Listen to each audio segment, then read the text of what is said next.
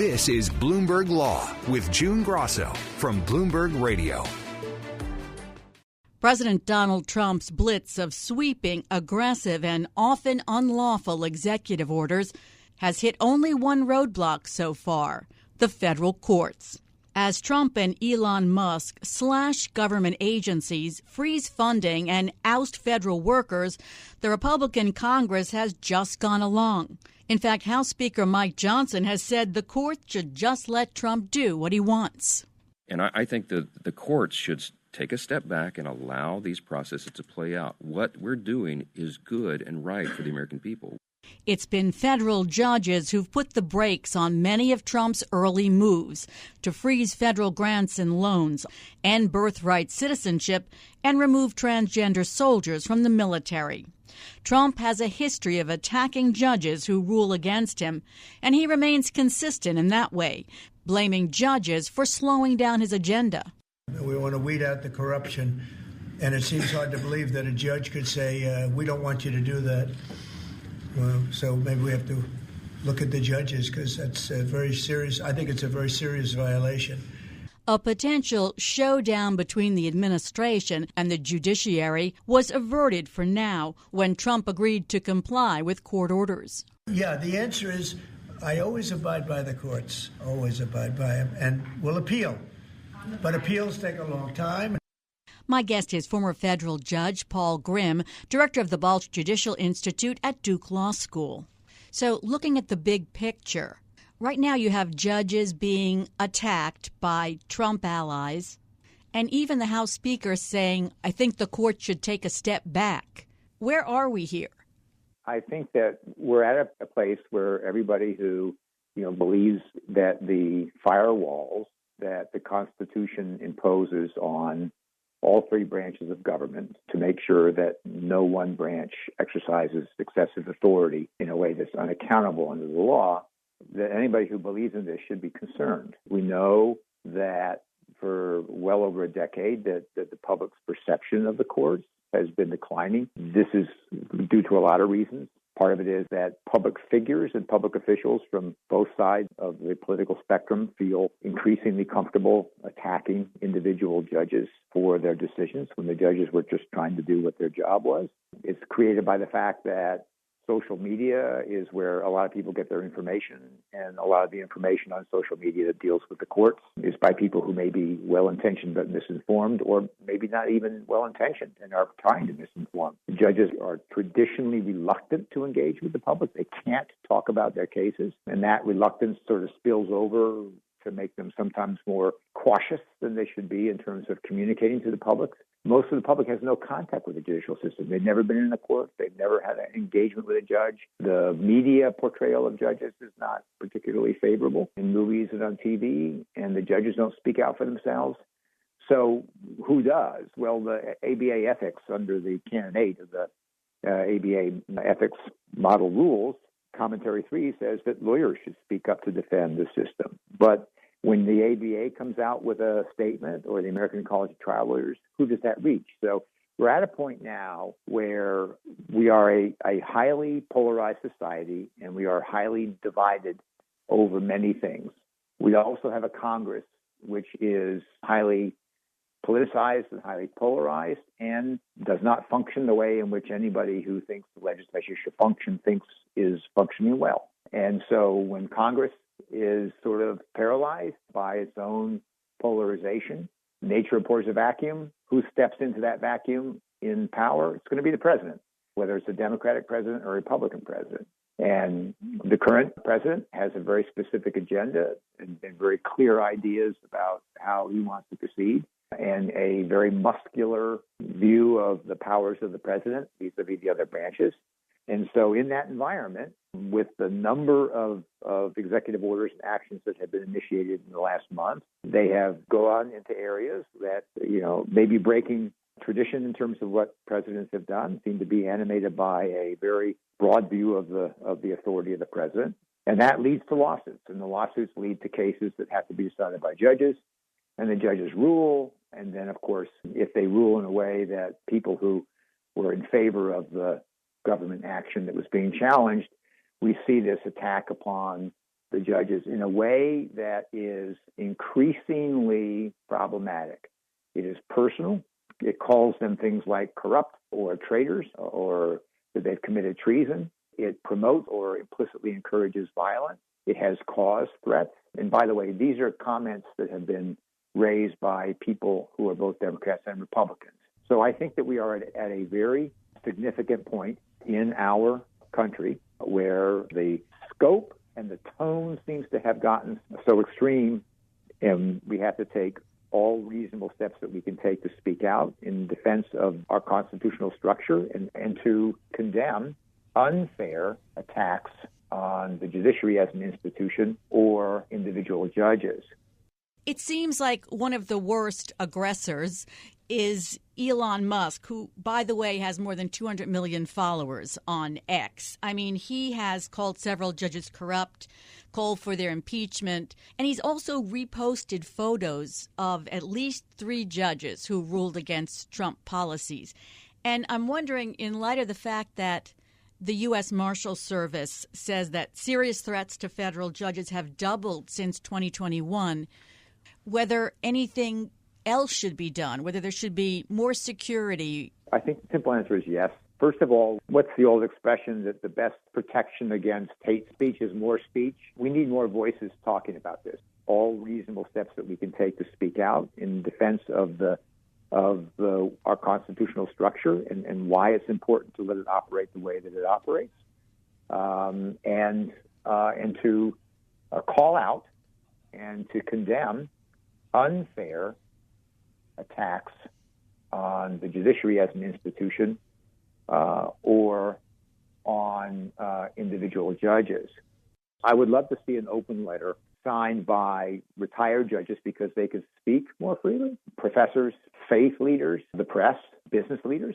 Can you imagine spending $1 billion on a new pharmaceutical and then someone steals the information on it, it gets your intellectual property and gets a judgment, and someone says, well, I'm just going to ignore that judgment. We don't care what that judge said. It's signed by all of these people talking about the importance of these core principles: separation of powers, rule of law, judicial independence, and the importance of recognizing that the rule of law only functions when the public is willing to accept the decision that they disagree with. And when you have someone that has as big a megaphone and can reach millions and millions of people and post pictures where any reasonable person would say that the result of that is to focus threats of harm or coercion or intimidation or pressure on a government official, any government official trying to do their job, that's something that we should say is going too far. That's beyond fair criticism. That's an attack on an institution, and we need to have every important component of our society that believes that the framework of our government is important to maintain, to speak out, to say that that level of personal attacks is wrong and cannot be tolerated. There's been a lot of discussion about whether or not we'll reach the point where the Trump administration decides to defy a court order. But yesterday, after taking some shots at Judge Paul Engelmeyer, who had temporarily blocked Musk's team from accessing some Treasury Department information, Trump said he will obey court orders. Should that give us some comfort that a constitutional crisis can be avoided? Well, it's better than saying that he's not going to follow first. I'll say that. What I think is important is to try to reach the public, because when you have social media hitting people, do we think that we're going to personally dissuade someone with as strong a will as some of the people who've spoken out against the judges? Are we going to persuade them, perhaps? Not really. But if we have enough voices joining in saying this is why this kind of talk is dangerous and it should not be engaged in, it could help change minds. And I like to look at this as an opportunity where we should be trying to generate light, but not heat. And let me give you an example of that. You've got someone that comes out and says, well, we don't think any judge should be in favor of corruption. Okay, well, what judge is in favor of corruption? Well, if you said that the decision that was issued by Judge Engelmeyer was a judge that was in favor of corruption, then what I would say is, have you read that decision? And I have. Judge Engelmeyer was sitting as a chambers judge when a temporary restraining order came in, and It was an ex parte motion for a restraining order, which the rules allow. And he was not even the judge assigned to the case. That's Judge Vargas. And he had to act on that. And he issued a 5-day pause. He said, for 5 days, I am ordering that the DOGE, the Doge people, can't have access to this information because the filings show that they may not have had background checks and they may not have had training in preventing hacking, and millions of people's confidential financial information may be exposed and there may be a danger of hacking. And so for 5 days, I'm ordering that only Treasury people who have these safeguards and protections in their training can have access to it.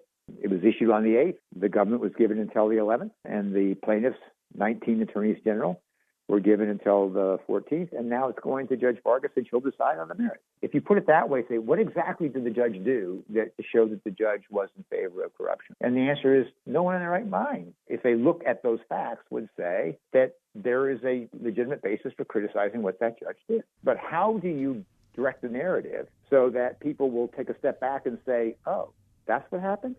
I mean, if you took a poll right now and asked people, if they knew what it was supposedly this judge did, that you would get any kind of an accurate response, the answer is probably no. So how do we have that dialogue? And we can't have that dialogue unless institutions and individuals who still command respect within the community speak out and say we've gone too far, because that's the only way we can change opinions.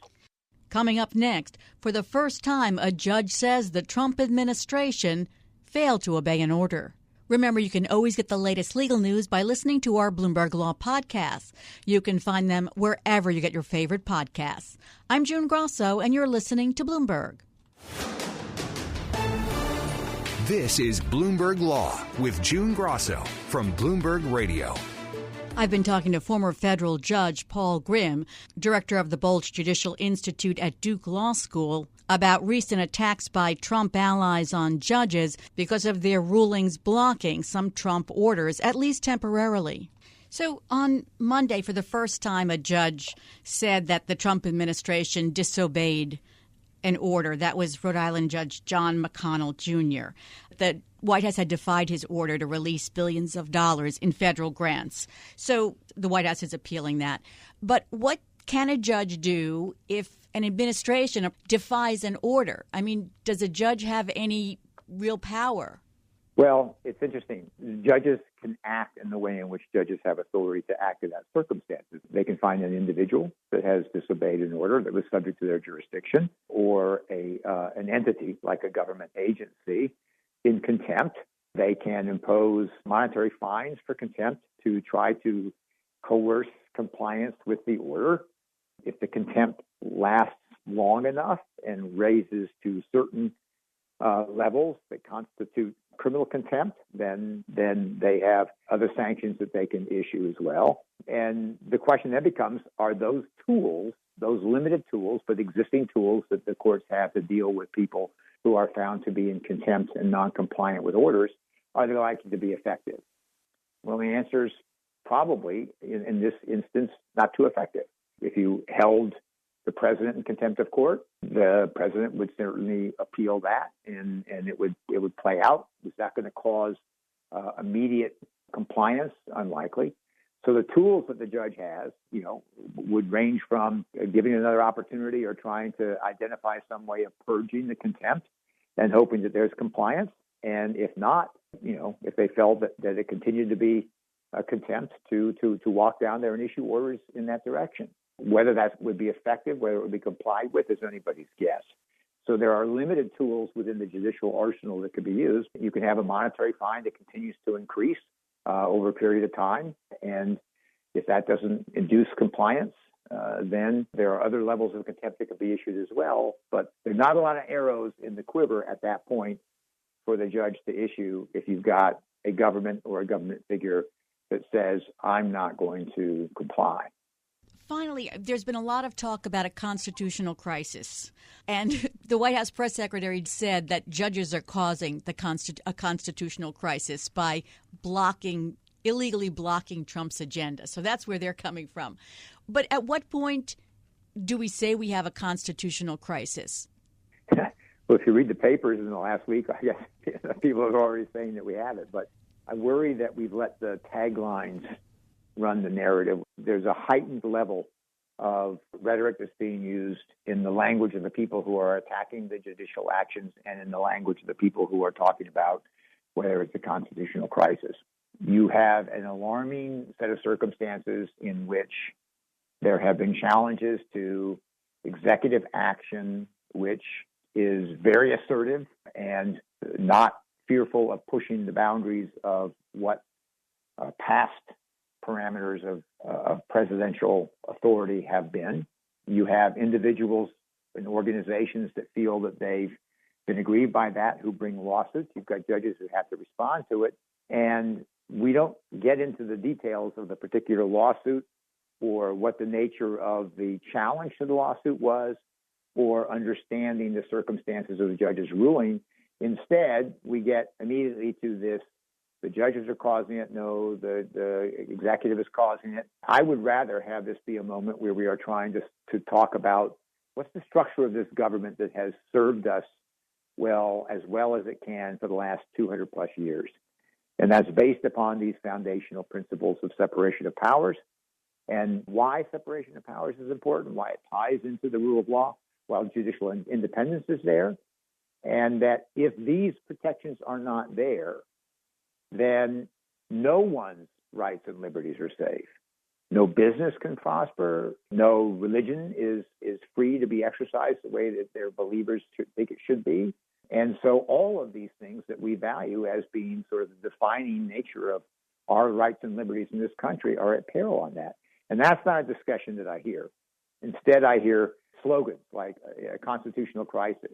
Well, I guess what I would say is at one point, if you've got a president that takes actions that under the law would be perceived as being beyond the authority of that president to act, and if the judiciary says it's a violation, and if the president disregards it, and if Congress doesn't take action, and the public itself does not feel alarmed by that, they're not bothered by that, then I guess you wake up one morning and what we thought we were as a country is not what we are now because the people don't care. How do you get the people to care? You got to have a dialogue to talk about what's important about these government structures and at least make the effort to try to understand the positions of both sides and in a rational way set out the pros and cons so that people who are open-minded at least have the opportunity to understand what's at stake and decide what they think is important. And that's what we don't see.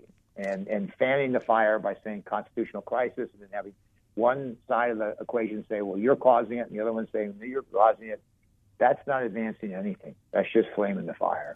A lot of talking going on and not much listening. Thanks so much for joining me on the show.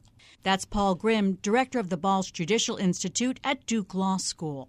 Because of President Donald Trump, this is a new era at the southern border.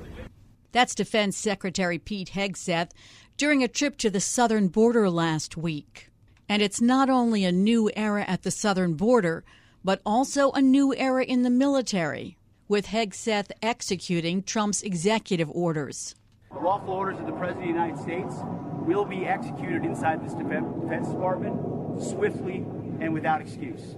Under new rules released by Hegseth, transgender people who want to join the military will be blocked from enlistment, and transgender troops already serving will be blocked from receiving some gender-related medical care from military physicians. Joining me is Josh Kastenberg, a professor at the University of New Mexico Law School. He served as a lawyer and a judge in the U.S. Air Force. Josh, is the next move kicking out transgender people who are currently in the military? Well, not now. I mean, that's a possibility in the future, but not now. And one thing to consider about that is that there's no right to serve in the military. There's a right to not be discriminated against on the basis of race, national origin, creed, religion, and the like. But for years, when the government argued to keep openly gay and lesbian men and women out of the military, they would make the argument there's no right to serve in the military, which is ironic because we still have a draft on the books. And so there's sort of an imbalance. The reason I bring that up is that the administration is willing to bring back on active duty service members who refuse to take the COVID vaccine, thereby violating the commander-in-chief.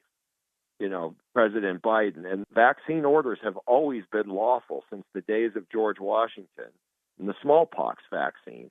So they're going to let people who have the marker of disloyalty come back in, but not transgendered persons who may very well be the most loyal of American citizens are being barred from coming in. And that's the disconnect. In this memo, he said individuals with gender dysphoria who have volunteered to serve our country will be treated with dignity and respect by other members of the armed forces.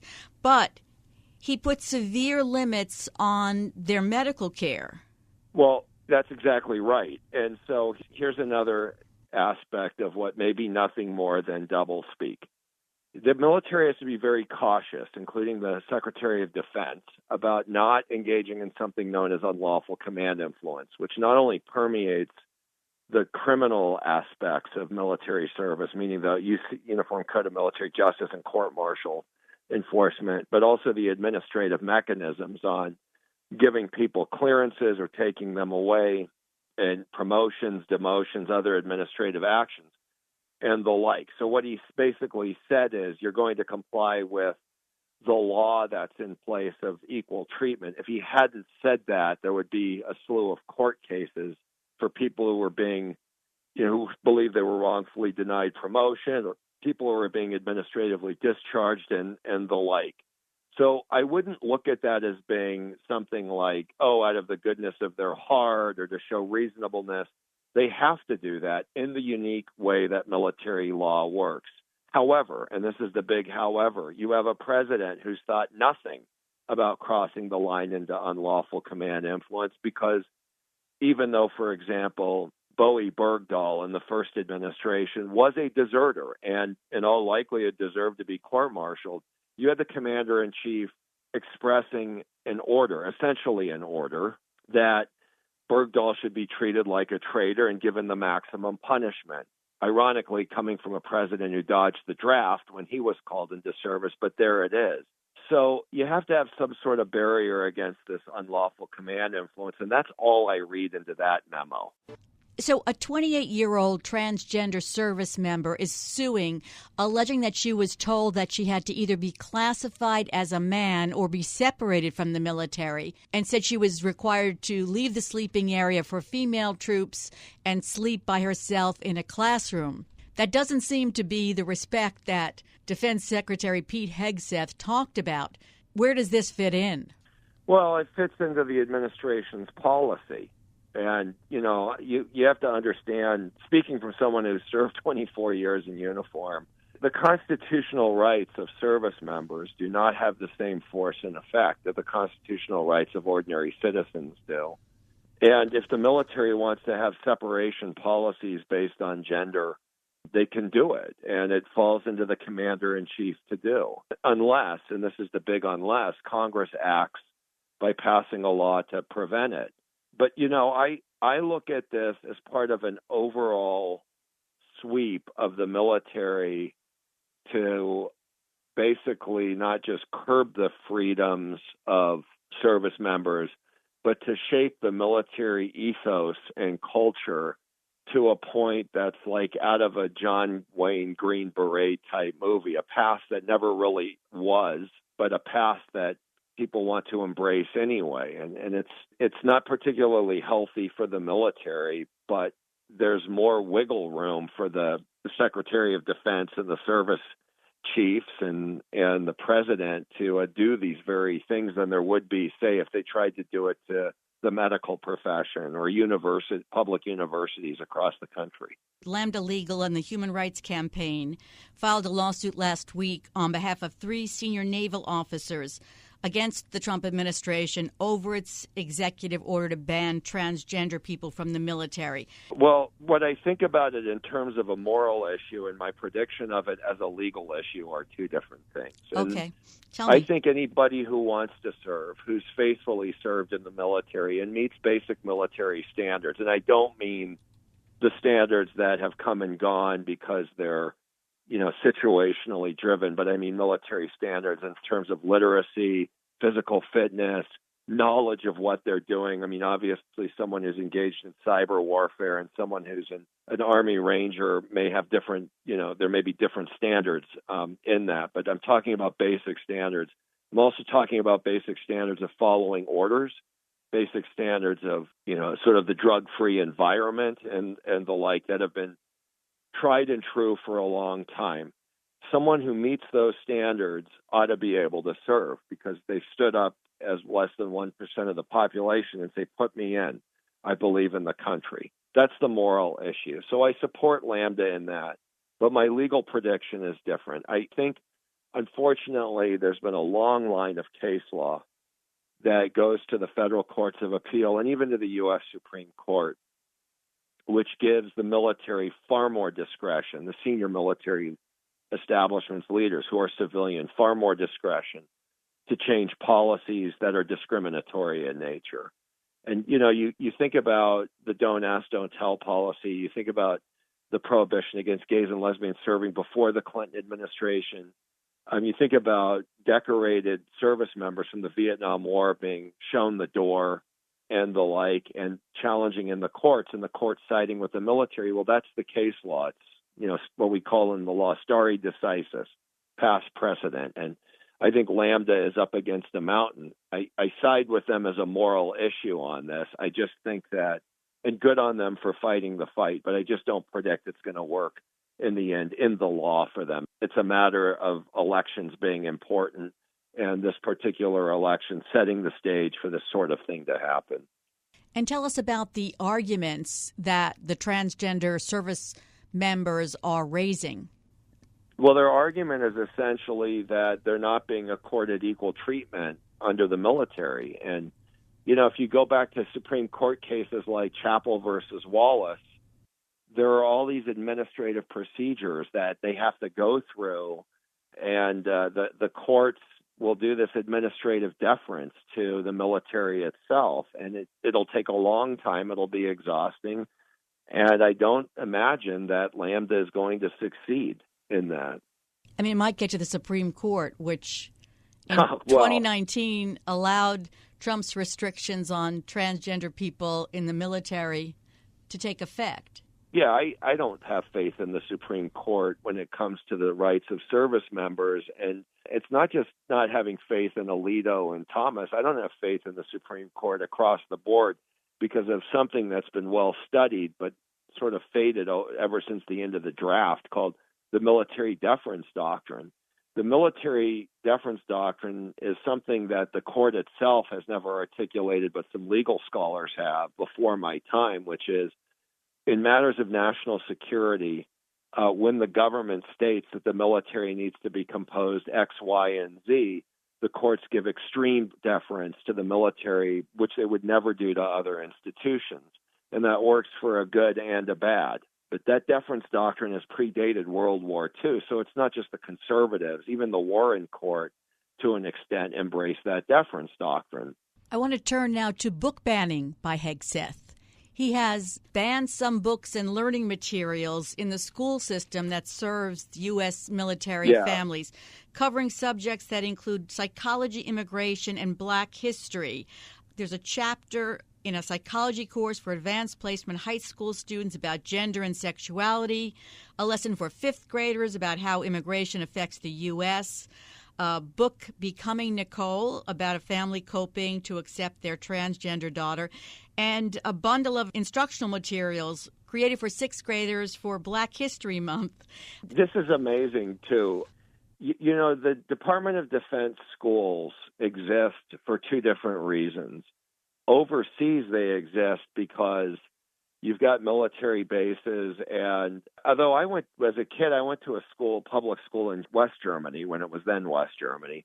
The Dodge School stood up to educate American kids to American standards so that when they graduated, they'd be able to come back into the American economy or go to college without having to go through the various hoops that, say, an Italian or a French or a British or Japanese or South Korean education might give them. Ironically, some of those countries were doing a better job than we were, but that's for the overseas students.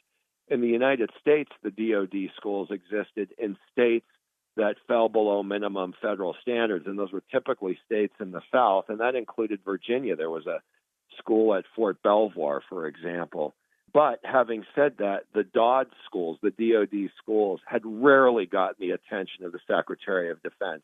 I mean, the Secretary of Defense is supposed to be focused on whether we need another aircraft carrier or not, or what the right, alignment of troops is in the Middle East, or how much money to spend on future warfare versus, updating the M1A1 tank force. We're talking about huge responsibilities that are actually at the center of tomorrow's war, if tomorrow's war comes. The DOD schools seldom got the attention of the Secretary of Defense. This is unusual, and it's part of an unfortunate pattern of attacking DEI blindly without even understanding what DEI is. It's related to the Secretary of Defense's immediate blaming of DEI on the military and civilian aircraft collision outside of Washington Reagan Airport, which was absolutely unethical to do because those investigations take months to run down, but it's reminiscent of when the USS Iowa's turret exploded in the late 80s, and the naval leadership, the civilian leadership said, it must be the gay sailor who committed suicide but accidentally killed 47 sailors, when in effect all it was political opportunism. It was a worn-out gun turret dating to World War II. But it's political opportunism at its worst. It's like removing alleged DEI materials from the curriculum at West Point, the Air Force Academy, the Naval Academy, or even the military senior colleges like War College and Command and Staff colleges that each service branch has. And these schools, all of them, every single one of them exists for the betterment of the military community so that we don't have another Vietnam. It exists for cultural competency. And that's why I say we're turning our minds and hearts back to a pre-Vietnam War era, which I think ultimately will be ruinous for the military. Well, hopefully things will change in the future. Thanks so much, Josh. That's Professor Joshua Kastenberg of the University of New Mexico Law School. And that's it for this edition of the Bloomberg Law Show. Remember, you can always get the latest legal news on our Bloomberg Law podcast. You can find them on Apple Podcasts, Spotify, and at www.bloomberg.com/podcast/law. And remember to tune into the Bloomberg Law Show every weeknight at 10 p.m. Wall Street time. I'm June Grasso, and you're listening to Bloomberg.